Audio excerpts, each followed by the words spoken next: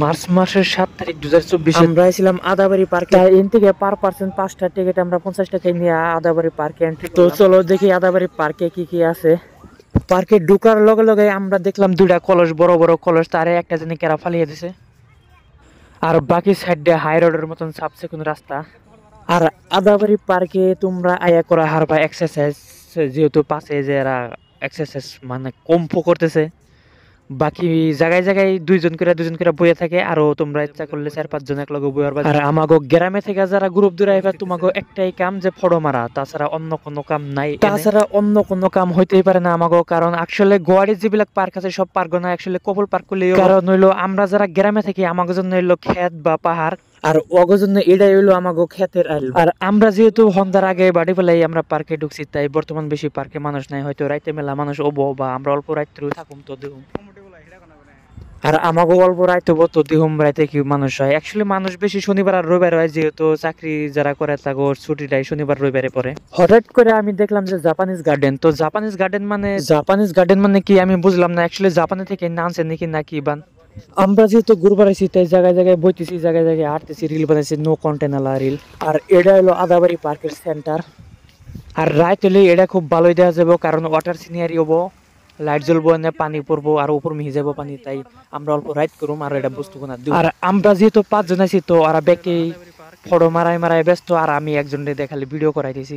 পার্কের এরিয়া যেহেতু এত বড় না, তার মধ্যে কিন্তু আবার একটা বিল বা পুকুরও আছে। তো এই যে দেখার একটা বিল। আর আমরা খালি ভিডিও করাই ব্যস্ত না, আমরা কিন্তু মাঝে মাঝে পিকচার কটা উড়ি, এমন করে পিকচার উঠতে তাও মেলা পিকচার আমরা উড়াও হালাইছি অলরেডি, আরো পিকচার সামনে উড়াবো। আর পার্ক তো ঠিকই আসল, ছোট হিসাবেও ঠিকঠাকই আসল, বাট পার্কটা আদাবাড়ি সিটির মধ্যে পড়ার জন্য সাউন্ড পলিউশন হয় আর কি, মেলা শব্দ চারের মধ্যে গাড়ি, যেহেতু মেন রোডের লগে।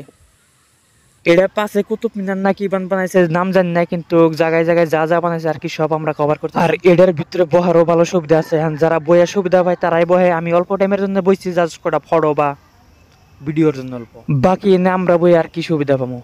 অ্যাকচুয়ালি এই পার্কে মিউজিক পার্কও করা যাবে, যেহেতু এনে অটোমেটিক গান বাজতেছে হন দেওয়ার পরে, লাইটিং মাইটিং দেওয়ার পরে।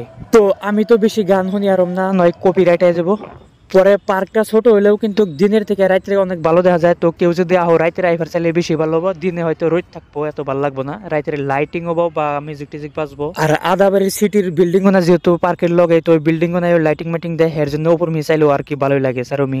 বাট একলা আইলে কোনো রকমই ভালো লাগবো না, ডুতে আহো বা স্কোডে আহো বা আরো বেশি আহো ভালো। তো আদাবাড়ি পার্কটা আমাকে ঘোরা শেষ হইলো, দরবার গেলে এখন আমরা জামকা, যেহেতু রাইত হয়েছে অল্প বেশি, আবার আমাকে রুমেও জানাকবো। তো এই পার্কের আরো একটা নাম হচ্ছে অটল উদ্যান। তো অটল উদ্যান থেকে এখন আমরা এক্সিট মারলাম। আর এক্সিট গেটটা কিন্তু একবারে মেন হাই রোডের লগে, আদাবাড়ি হাই রোডের লগে, তাই আর কি জায়গাটা চিনতে খুবই সহজ হয়। আর এখন আমরা হাই রোড ক্রস করতেছি, হাই রোড ক্রসিং ব্রিজ দিয়ে।